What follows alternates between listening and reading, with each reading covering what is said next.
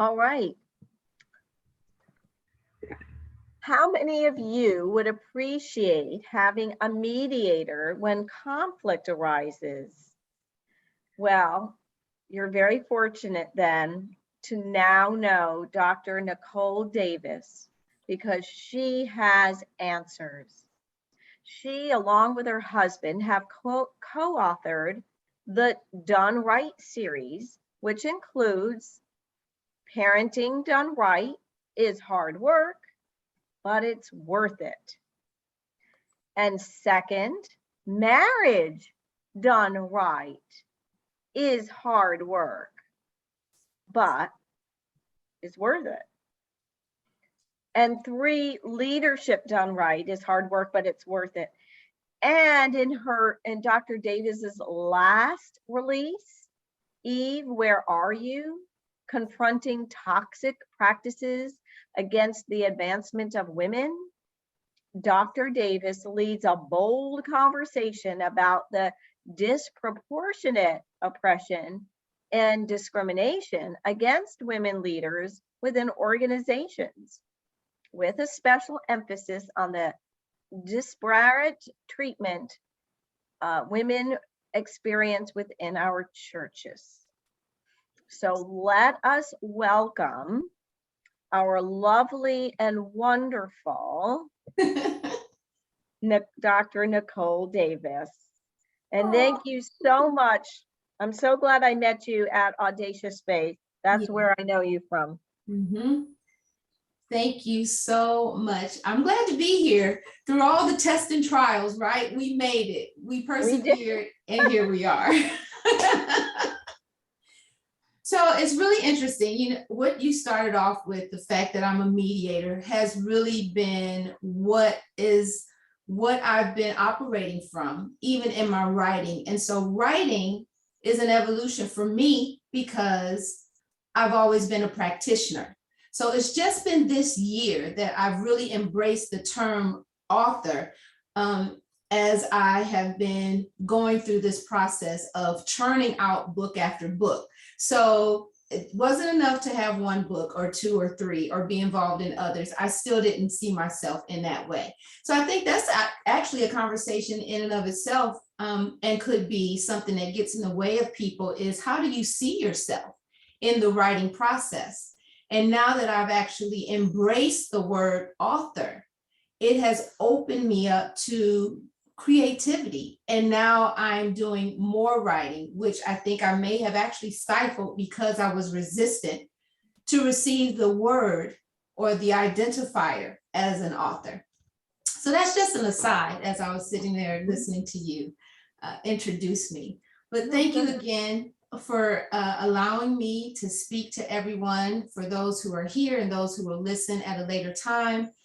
Our book journey began actually in 2017.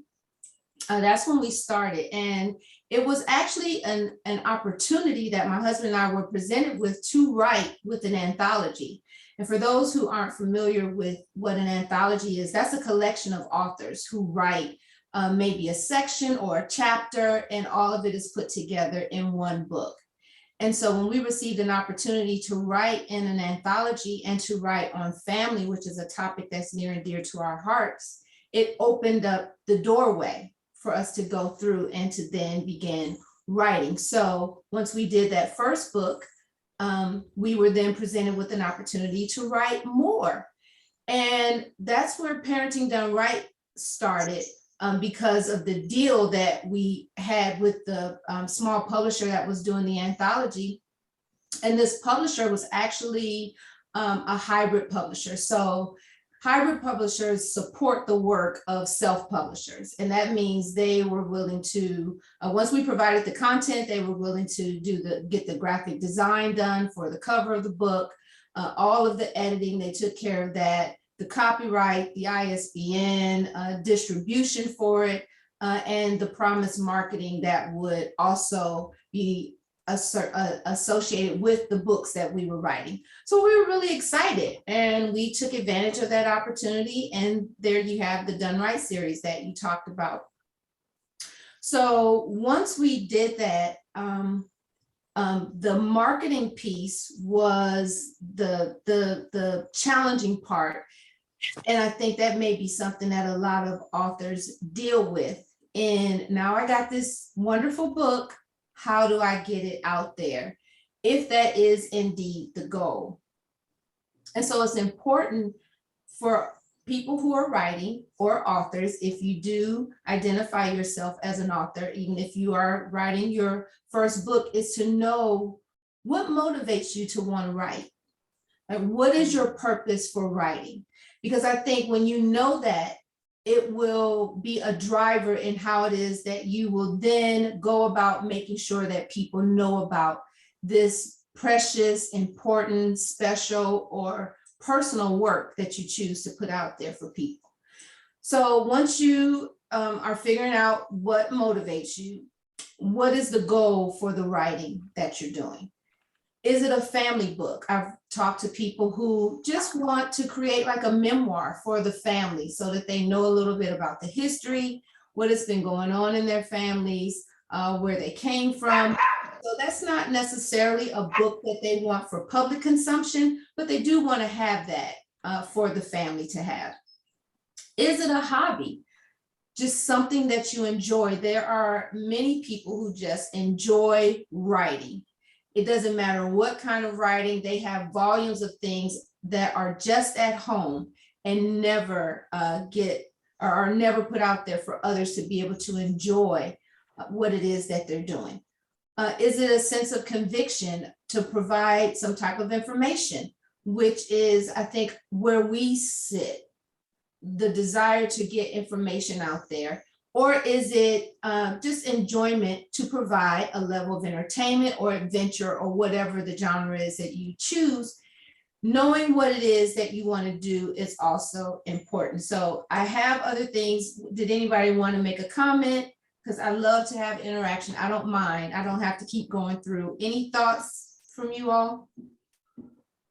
I'm glad you're touching upon marketing and other things, because that is it is a big thing for people. It is where I see coaches get stopped, authors get stopped, nonprofits get stopped. It's just like, we have this great idea, but then what do you do with it?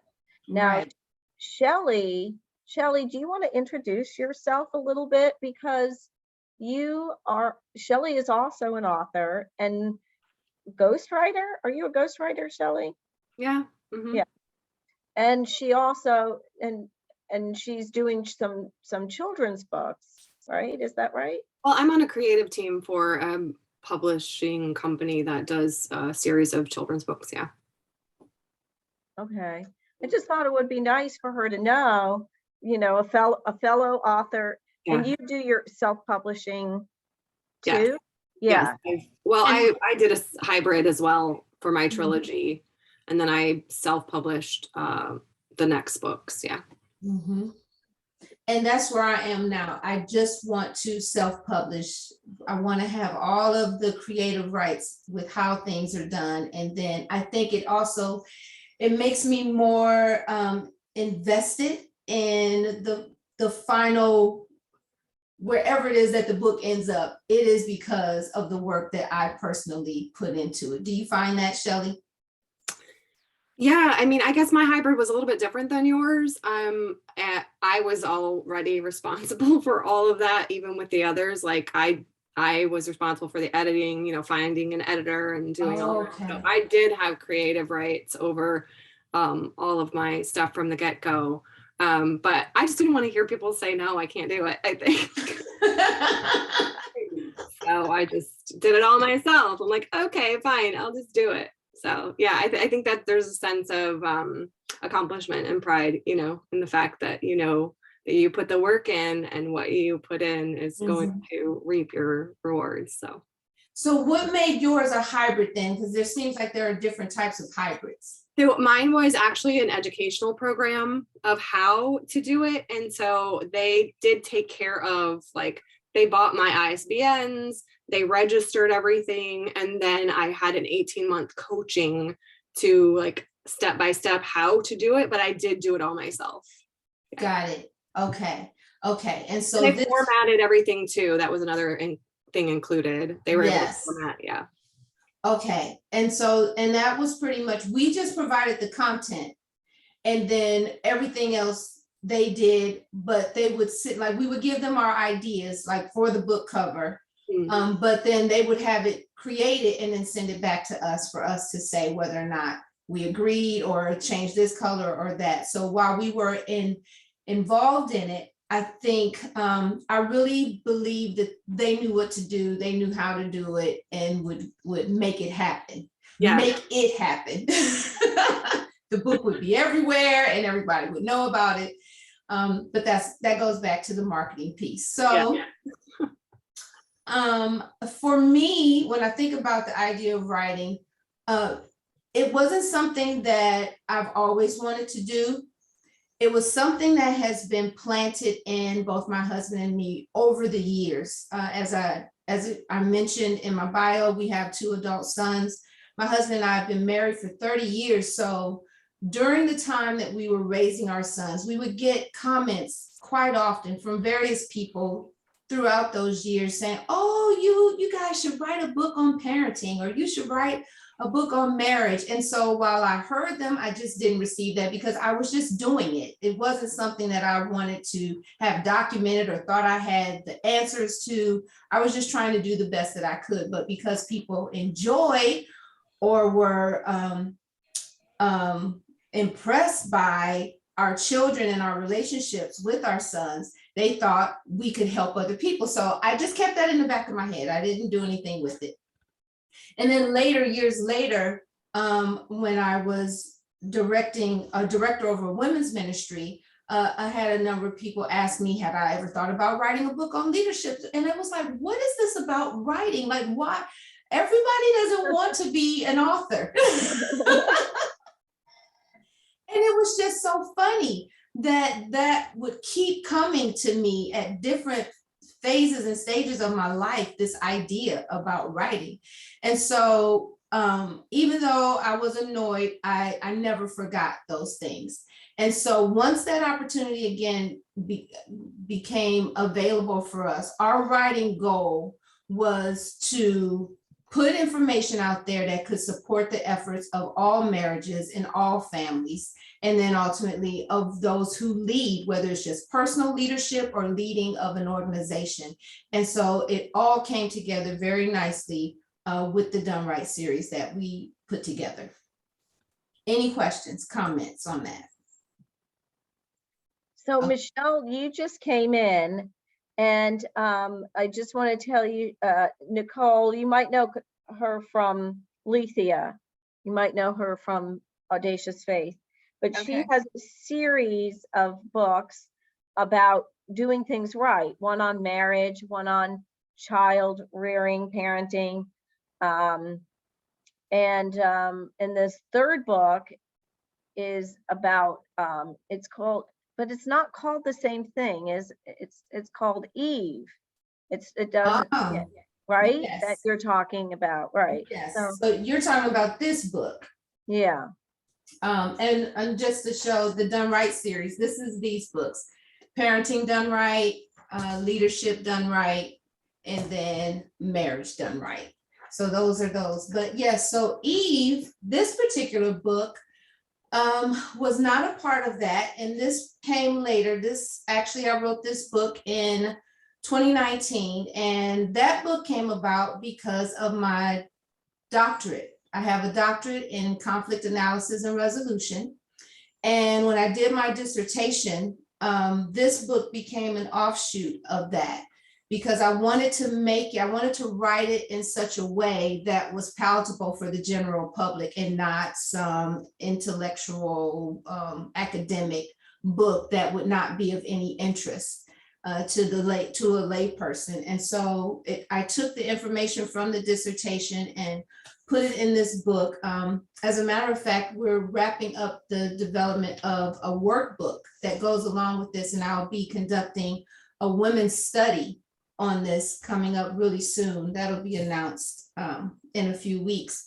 But that particular book is on helping women really understand who they are, what they're capable of, and to have the courage to live out the fullness of who you are, being purpose driven, no matter what industry you're in. So you don't have to be, it's whether it's church, whether it's the marketplace, whether it's education, government, wherever you are, you can accomplish whatever it is that you desire. And it's because of who God created you to be. So that's what that book is about. Oh, that's awesome. I can't wait for it to come out. Let me ask you this. How is creating a workbook different for you than writing the book? Well, the workbook is based on the book. The book is out and available. So the workbook, what we did is went chapter by chapter and created the questions to go in the workbook based on the information in the book, to allow for conversation and introspection for whoever it is that's doing the workbook with the book. Did you write the workbook as you were writing the book, or was it an afterthought? It was an afterthought. Okay. It was an afterthought. The book is also in Spanish. The Eve, Where Are You? I've done it in Spanish. There's an audio book for it. Because now I have a little bit of experience after the Done Right series, and you learn what to do and what not to do. Once it was time to write this book, which I had no plans of even writing this book. It was my writing coach, and that's another thing to think about. But it was my writing coach, Shelley, that really encouraged me to write a book based on this work that you've done. Like, don't just have it sit in a library somewhere where only academic people will get it. Put it out there where others can enjoy it. And so everything has been organic and naturally following, just based on what the response is, what the interest is. And so trying to meet that demand and to provide what women need, and men actually, to be better, just to be better.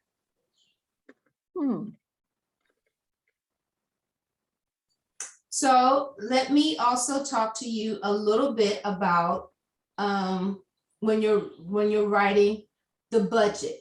And I don't know if you've had people talking about what kind of money do you want to spend on the writing that you're doing. Oh, good. But when you think about what it is that you're interested in, do you want to self-publish? That takes a certain amount of money.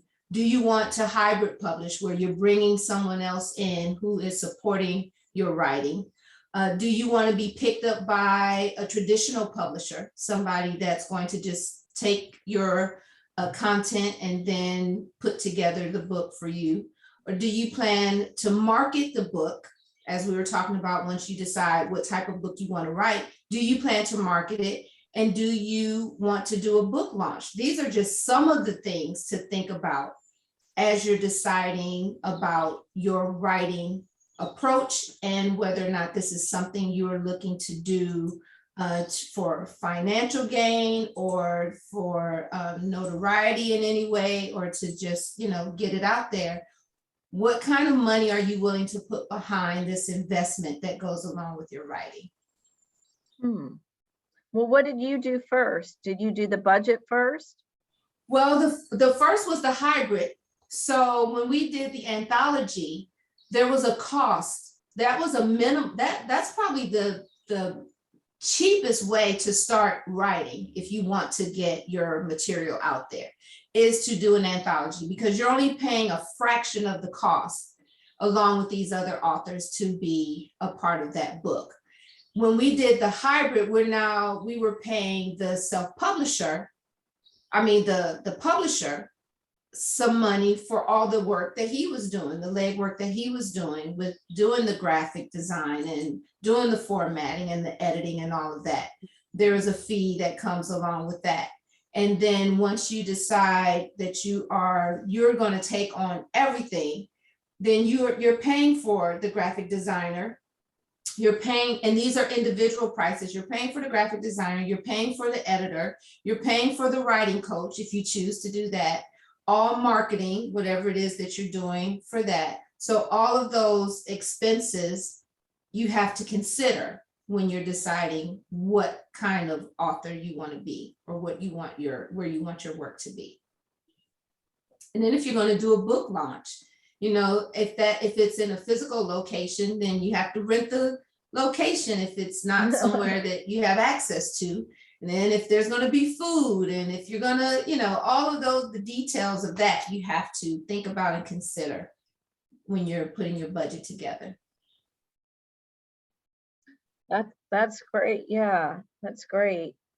Now, a writing coach, is that somebody that you get from the beginning? Great question. So why did I choose to get a writing coach? Because I didn't get a coach. We didn't get a coach for the Done Right series. But when I did Eve, because I had been in an academic mindset for so many years, from 2012 until 2019, I graduated in 2019. I needed to deprogram all that I was doing and how I was attacking writing, so that I didn't write in such a sterile form. And while I could say, okay, I'm going to write this differently, I couldn't see it. I needed someone else to look at it and tell me, oh no, you need to redo that, or to talk me through what was I trying to say, so that she could hear the passion behind what I wanted to convey. And then she would target it. Okay, that, focus on that, or say it like that, or now rewrite it with those thoughts in mind. So the writing coach can really stretch you. And I think one of the things that's really important, and as we were talking about the editing, you really need to have a thick skin if you're going to have a writing coach, or you're going to trust someone with the editing of your work, because you're going to have to rewrite and rewrite and rewrite. Or you may have to, the critiques of your writing, you have to be open to those things. And it's only for the betterment of the product.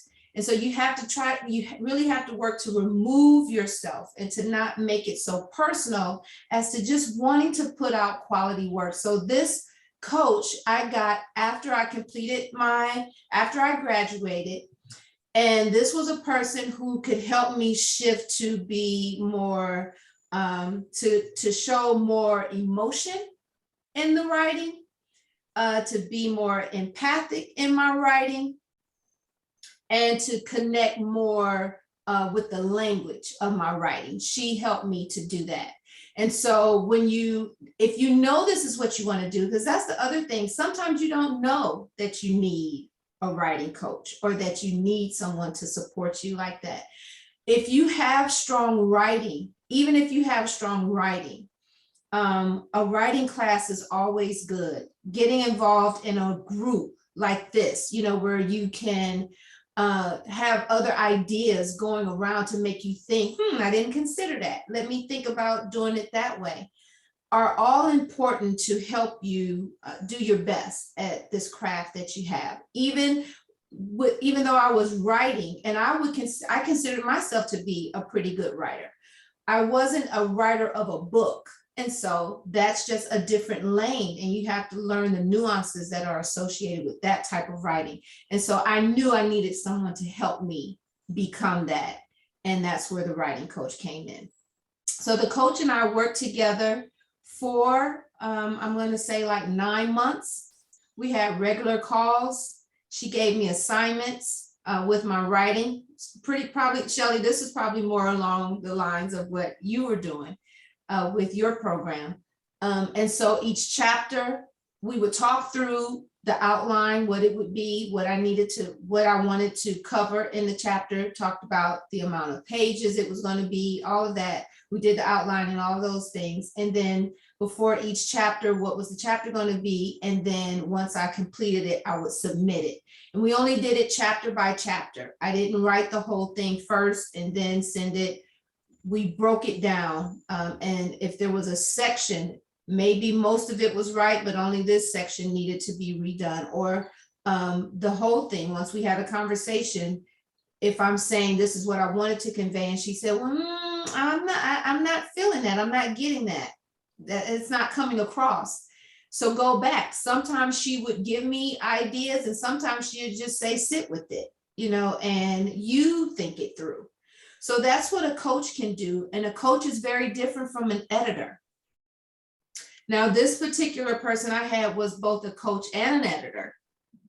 She was also a ghostwriter. I didn't even know what a ghostwriter was at the time. I didn't use her in that way, but she had various skills to support my writing.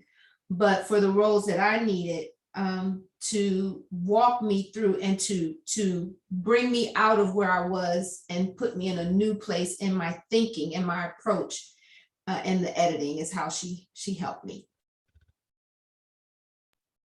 Yeah, I'm glad you told us that there was a difference, because I was wondering, because I know I've worked with several editors, and one was more of a writing coach and the other was just basically you need to, this doesn't make sense, or you need to put a period there. And I think I prefer the writing coach that also knows how to edit. Shelley, do you do writing coaching or? Yes and no. But I always have an editor. I'm not an editor. There are different, subsets of editing. You can be a copy editor, you can be, oh gosh, I can't even think of them all right now, but like, I like somebody who has a comprehensive editing skill that can find gaps in stories, because I write stories. Yeah. And not just punctuation. I was an English teacher, so I can figure out like if I want a comma there or not, but help me on structural things. So I always highly recommend editors, but it's not something I do myself. Even when I ghostwrite for the people I ghostwrite for, I will write, but I will not edit my own work. I'll rewrite it. But I'm a firm believer in having that, what she was talking about, that feedback of, I know what I'm saying because I wrote it and it makes sense in my head. So somebody else needs to tell me if it doesn't quite make sense to them. And then I can, get the right words to make it make sense in someone else's head. That's the point, right? Yes. So Yeah. Exactly. And what makes this all challenging is, especially for a new writer, you don't know what you don't know. And then you don't know what you need when it comes to these types of things. And so that's why it's really important. And this goes to what else I want to talk about, just the preparation to write. Do your research. Just take some time, get online, and what does it take to be a writer? How to become a good author? What does an author need to produce good work? Like, just do the research to understand what is involved in producing quality work. If there are authors that you enjoy, look them up. Look at how they write. Look at what they've put out. Look at the number of pages they've written. Understand a little bit about their background. Like, read their bios. And then study the design of their covers. Like, how much time was between each book that they wrote, and anything else that you would be interested in. Preparation is important. And with our first books, it was an opportunity that presented itself to us. So we weren't, again, we didn't call ourselves authors, so we didn't do the prep work. We leaned on the publisher, who was providing all of the support for our efforts to really let us know what we needed to do. And it was with this second work, with the Eve, Where Are You book, that I became more interested. Even then, it was in my own content. It wasn't in comparison to anyone else. I wasn't trying to be like any other author. In fact, I didn't know what authors were writing books based on a dissertation or other work that they had done. I just knew I had a writing editor who served kind of as a coach for the dissertation, who told me the things I would need to do this book. Once he was telling me, you need to write a book based on this dissertation. And it was like, oh my God, what does that entail? Like, what do I need to do? But for those who are a little more savvy and have a little more experience, and you know this is what you want to do the prep work in advance, and just kind of do some comparisons with authors out there that are in the same genre that you're in. Any questions, comments? I have a question, not on what you just said, but are you going to make like a second edition on anything you wrote, or a workbook for any of those first three?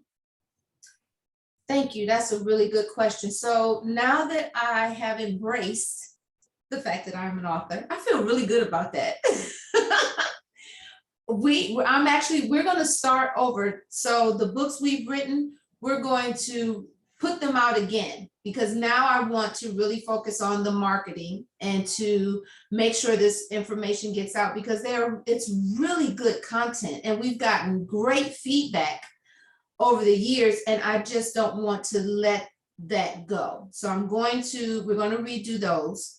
And when I say we've, I'm talking about Tony and me, we've embraced the fact that our calling, our focus is all things family. So we're going to do a series on parenting books.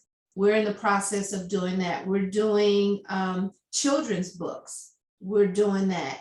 And then the Eve, Where Are You? I actually have aspirations and would love to see this book in colleges and universities and seminaries. That's what I want for that particular book. So it's not so much that it's mainstream as much as it is available to those who are studying leadership, studying ministry, studying business, that they understand that they have a right to be in the arena. They have a right to accomplish whatever it is that they want. And I want to see women having the conversations around the stereotypes or the oppression or the pushback or the discrimination, whatever it is that they're experiencing. And so I want to see this book in those environments. And that's really what we plan to do, to see what it takes, because that's a new lane as well. What does it take? What do we need to do to get these books in an academic, get this particular book, Eve, Where Are You, in an academic environment, so that it's a part of the conversation for women. So that's where we are with the writing and what the plans are for the future. Awesome. Very well thought out. Yeah. Michelle, are you going to ask? You look like you were going to ask a question. Yeah. So Nicole, on your when was the parenting one written? 2017. So parenting skills in general, don't change, but they do evolve, to what we deal with today with young people. In fact, my mom had the Today Show on this morning, and I could hear them talking about, the segment was, what age do you give your child a cell phone, access to a cell phone? And so many parents, it's really, really young, but that story was saying 8th grade. Is really about the extent. But my sister has teenager, like 19, soon to be 20. I don't know. The other one's going to be 18, I guess, 17 or 18, because he'll be a senior next year. And then the daughter is 15 and a half. She'll be 16 this summer, or not summer, but December. And the whole family dynamic, do you cover in the parenting book more of the family dynamic, or how to deal with the kids? Like, they've given so much to their kids that sometimes, you're not critical towards others, but it's just like, sometimes you need to make them more responsible, and put things in place that teach them that. But as parents, sometimes we want to give, the syndrome. I mean, I don't have to say anything. Yes, and I love that question. And as a matter of fact, I was thinking about that. And so what I did is I went back and looked at the book again to see if that made sense.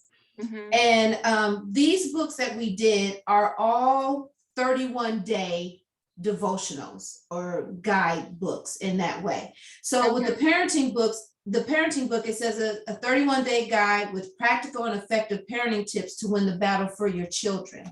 That's the subtitle on this. And what this book focuses on are foundational things that no matter what cultural shifts occur, what year it is, that you can utilize this book. So day one is interact with your children daily. And it Okay. just gives you some things to think about in making sure that you're present for your child and that you engage your child. Another one is children should be loved the way God loves you. So the focus and the emphasis are foundational underpinnings and teachings that support the relational dynamics for the family and the respect and love that parents and children can have and develop with one another. So they don't necessarily, like day 16, establish boundaries for your children. So the emphasis and the focus are on attributes or characteristics that will make for a wholesome family, not necessarily whether or not you should allow your child to have a cell phone yet, or if they should be on social media, or what is it, or naming specific TV shows or anything like that, and not even realizing it. I don't think we realized it. Like day 25, teach your children to serve others and be productive with their time. So the things that are in here can go beyond seasons. It's almost like the Bible. When I think about the Bible, although culturally they were dealing with different things, principally the things that you could pull out and use today, that stuff is timeless. Right. And so that's I think that's, when I look back on it, that looks like that was the approach we had when we wrote these books. Mhm. Okay. Good question. Yeah, excellent question. And so we'll get to see how that works, because of course that's from my perspective. Well, and it's a fine line because, it's the other thing of when people don't have I always refer to being spiritual, because when they don't have a faith though, that they're grasping, right? And so, or you have in the family dynamic that they don't really have a foundation around faith even, Right. then it's really difficult. That's why I wanted to ask about that. Like I could probably give that to my sister, but I probably could not give that to my brother. Right. With Father's it'd Day, be but I'm like, interesting. he needs, right now he's really struggling with the communication with the kids, and they're at odds on the parenting, or the kids are, so it's like, what can you do to like draw that, I'm just about sharing the good news, right? So it's like, but without doing it in a, like put it in their face kind of thing. So Right. And there are people who actually use the Bible as literature. mhm. And without having faith, these are principles. And the principles are just that. In fact, many business people live by the very principles that are in the Bible. Some of the best-selling leadership books, Lead Like Jesus and The Wealthiest Man on Earth, Solomon, those books have sold millions to the masses because of the principles that they teach. So I think maybe in the approach and how it's presented, there are scriptures in here, but this book is principle based, and you can look at the information and see if it's helpful. It doesn't require that you have a faith in God. It just requires you do the work that the book is laying out to have better relationships. So that's just an approach. Okay. Mm-hmm. Any other questions? I love that one. I'm going to ask you a question, and we're going to have to end this soon. But how, you said all of your work has been done as audiobooks, right? Only the Eve, Where Are You is an audiobook. Oh, it's an audiobook. Okay, I get it. All right. And did you go to a recording studio, or you just did it in your own home? No, I didn't do it at all. I hired someone to Or do you it. hired somebody? Okay, That's good. Yes, That's good to know. All right. yes. So deep dive that, Jenny. So ask her more. So when you hired someone, how did you find that person Yes. to So do that for you? I went through Fiverr. If you guys are familiar with Fiverr, Oh, Mhm. yeah. Fiverr. On Fiverr, you can put in specifically what you are looking for.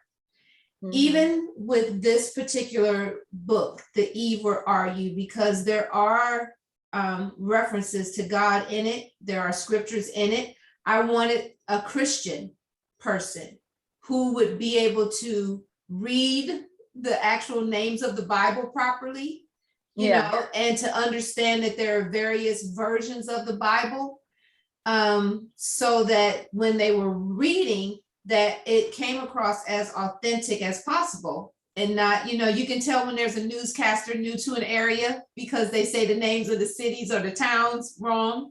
You say, Uh, okay, I know you're not from here.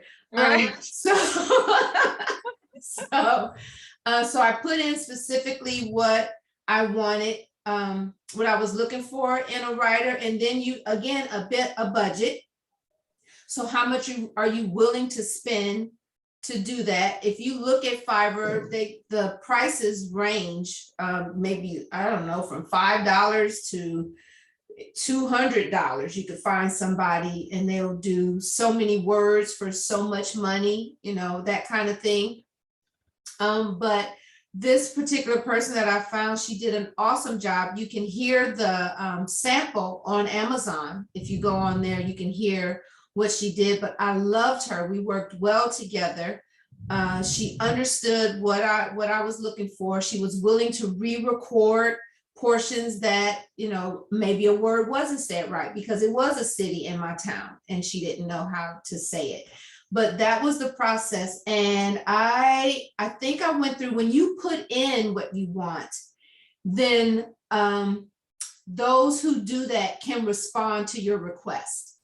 So you could end up with 5, 10, 15, 20 people responding to you. And then you go and you look at their work, you look at their samples of work to decide who do you want to then approach or reach out to get a little more information, or to send them a sample piece of your material, to have them read your material. So it becomes a little dance, you know, that you do, and then you become a team and you work together to produce this beautiful piece of work. And so I was very pleased. She did a great job, and I'm glad we did it.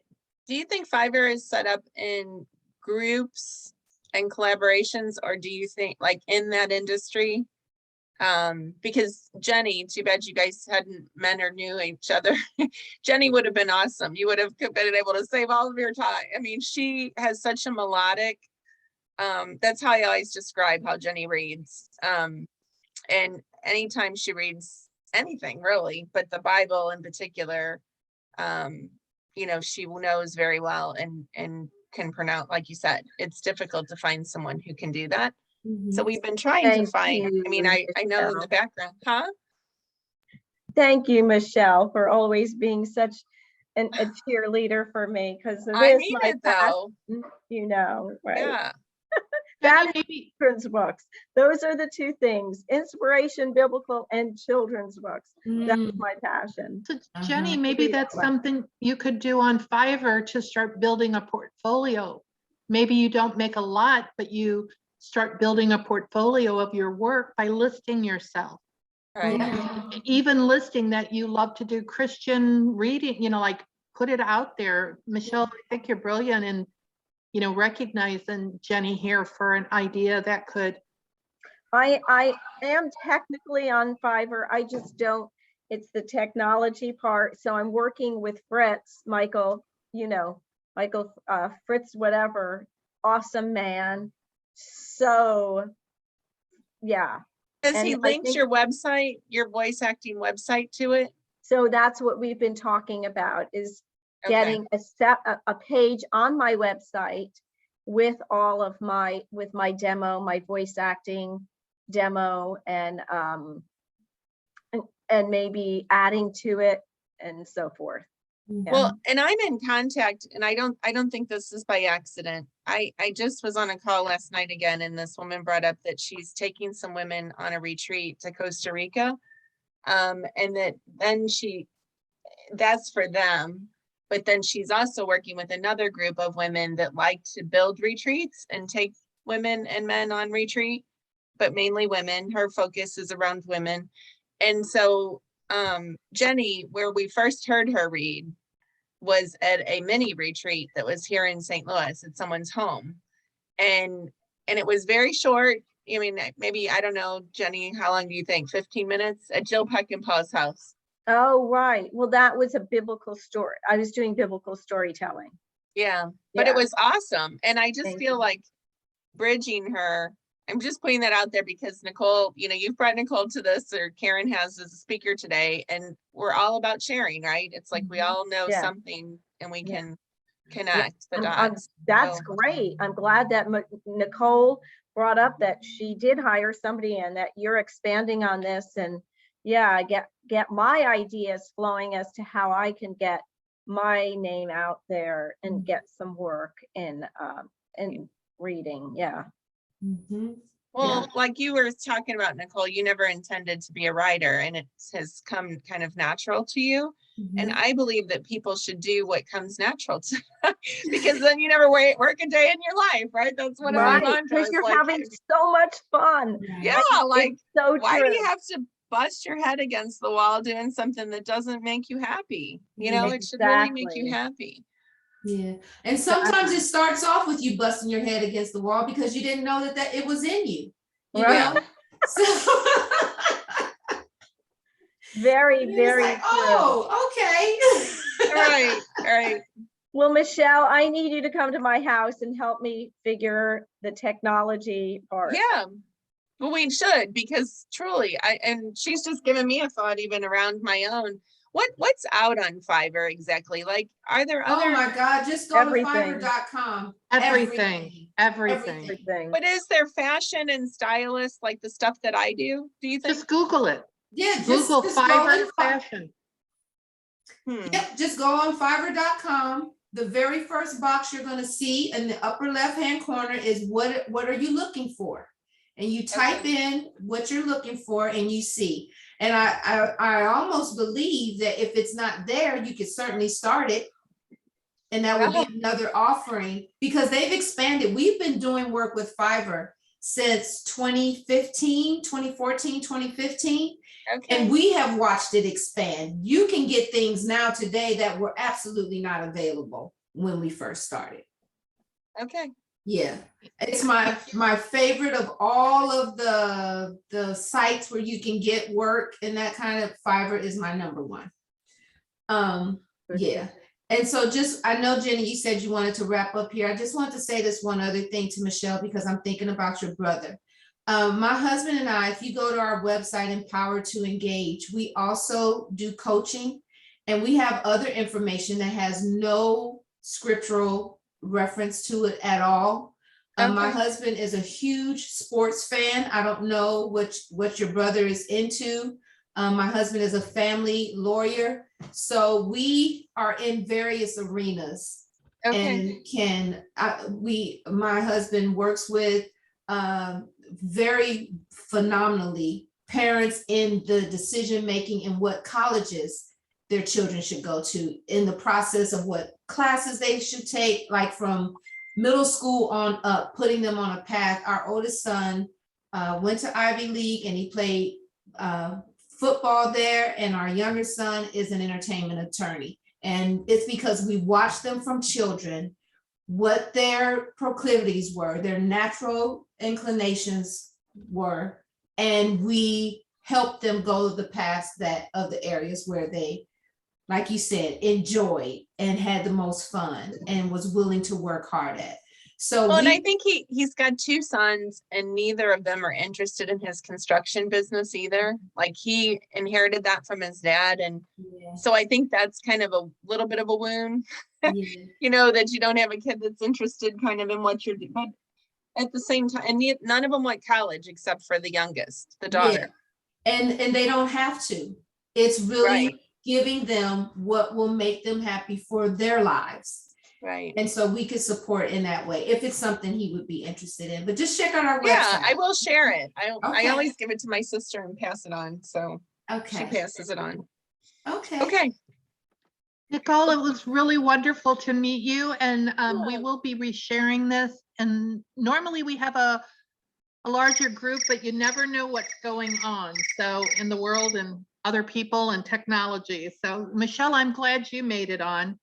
Yeah, no, I'm glad I did. I just ended up Googling, or I went back to my email, Karen, and searched for your thing, and it was the standard Zoom number. I just need to load those because You I get do. frustrated that I can't I pull would love it if you would load all of them too, because I get frustrated because I want to get it to you and then I'm not the good guru to just, but it was on the Facebook group where you just gotta press go down and the link I is there. did, and I was doing it from my phone, but then I even tried from here. I don't know. Like I Well, said, anyway, that's how I it's got not a on big because deal. I can't remember everything. All right, well, I'm gonna get off because I've got another call that I've Yeah. got to get on. Okay, thank you, thank wonderful. you. Thank you all. Nice to Thank meet you. Nicole. Yeah, good to see you all. Thank you. We love you all. Yes. We do. So, Bye. yeah. It was Bye. wonderful. Bye. Bye-bye. Thank you.